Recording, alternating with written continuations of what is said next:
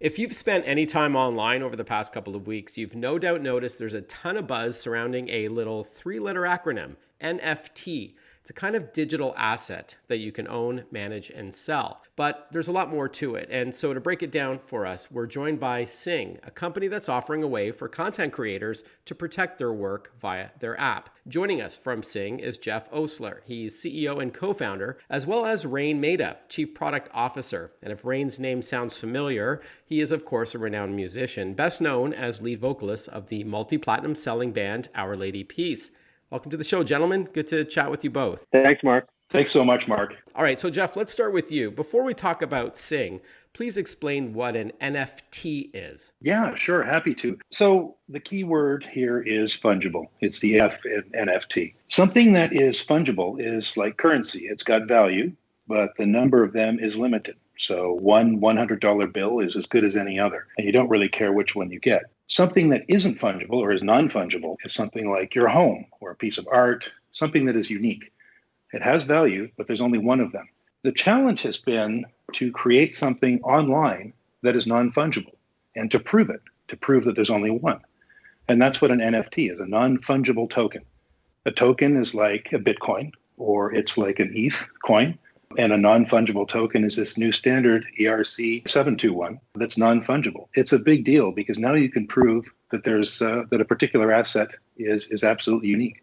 All right. And like cryptocurrency, like Bitcoin or Ethereum, this is built upon the blockchain, which is an online ledger of sorts. And that's what underpins these cryptocurrencies. And when something is transacted, you can't just freely duplicate it like you can with, say, an MP3 file on the internet, because it's all validated and it's like zeros and ones. When it's gifted or purchased, it is removed from the original source. Is that fair? Yeah, I think you've absolutely got it. Okay. It's cryptographically or mathematically provable that there's only one of them. It's completely unique. And I understand last October, a Miami-based art collector spent almost $67,000 on a 10-second video artwork that he could have watched for free online. And then last week I read he sold it for about $6.5 million. So how does that kind of thing happen, especially if you can also access it for free? Yeah, great question. Well, it's an NFT, right? So he was able to cryptographically prove that what he was selling was unique. It was the original. And that's what's new about this. Mm-hmm. For example, I can go on to Spotify or go online and other different sources, and I can listen to one of Raine's songs all day long, and I can enjoy it, and I can listen to it in high resolution, but I don't own it. Raine does. Yeah. He owns the original master of this thing, and this is a way of proving that online. Now, Raine could theoretically decide that he wants to sell one of his songs. He could make an NFT out of it. He could transfer the rights to me.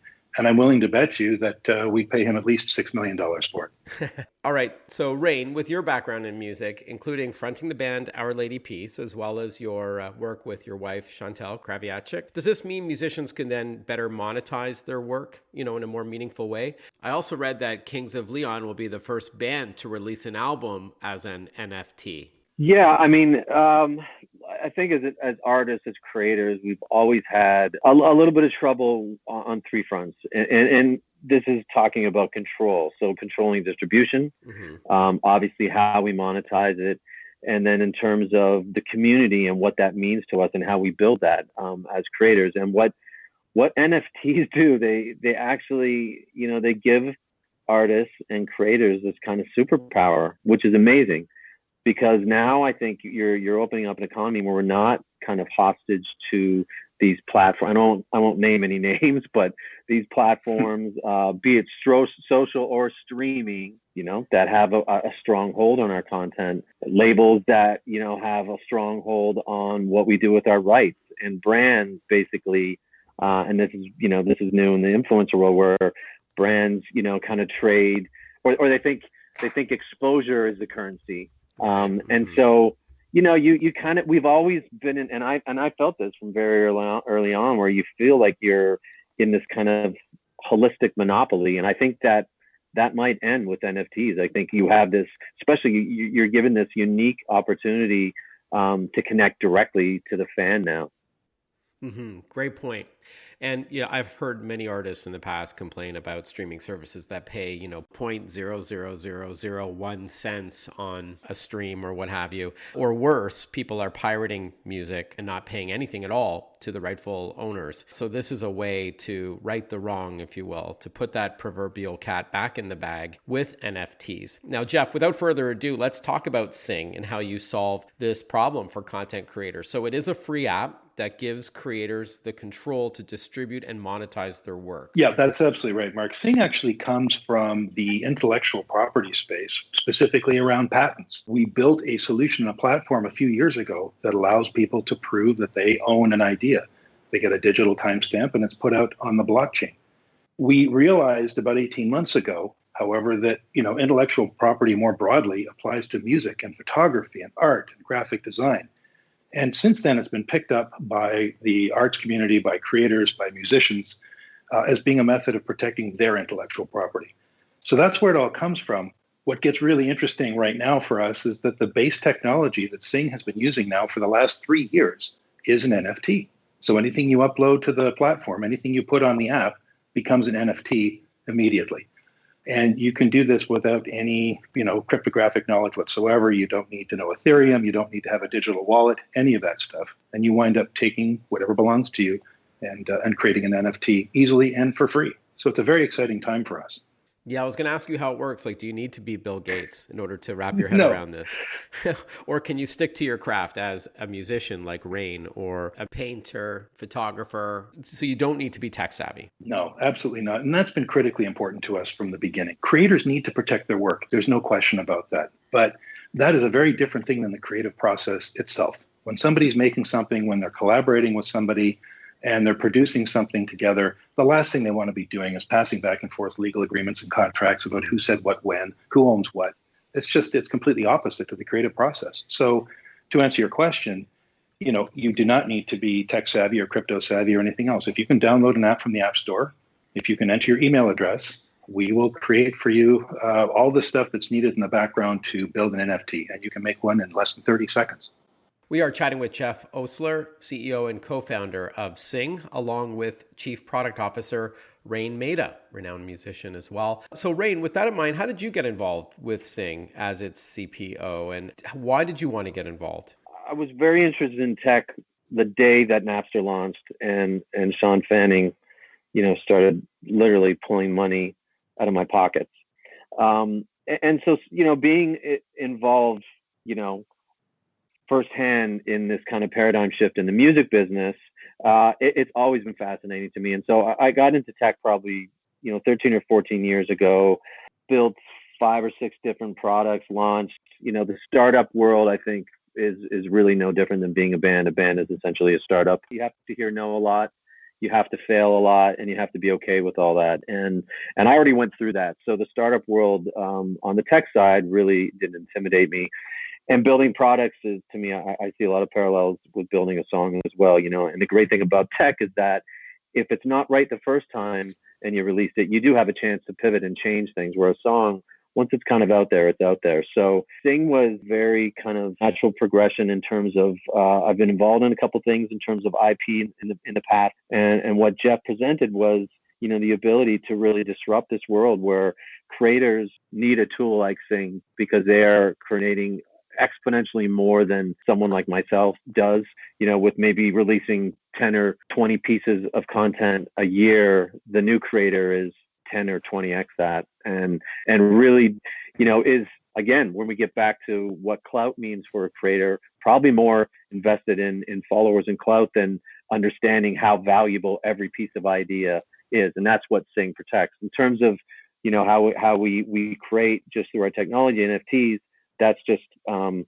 want to say a bonus, but it's just, we bet on blockchain, obviously, in the beginning, and now it's paying off in a much more, potentially, like we said, a new economy for creators, which is just, amazingly exciting. Yeah, and I'm wondering if NFTs would have this kind of level of popularity if it weren't for the huge spike in crypto currency these days, it seems, with blockchain hitting as much as $70,000 per coin, and with Elon Musk's hype around it. Do you think there's some parallels there, Geoff? Yeah, I mean, I absolutely do. To touch on that theme again, the cryptocurrency space is interesting. It's exploding. I don't think it's going away. What's interesting to me, though, is that while you've always been able to, or at least for the past few years, been able to buy, sell, trade, speculate using cryptocurrency itself, there's nothing to buy. Sure, you can sell stuff and go buy a Lamborghini, I suppose, if you're a Bitcoin millionaire, but you can't buy anything in that space.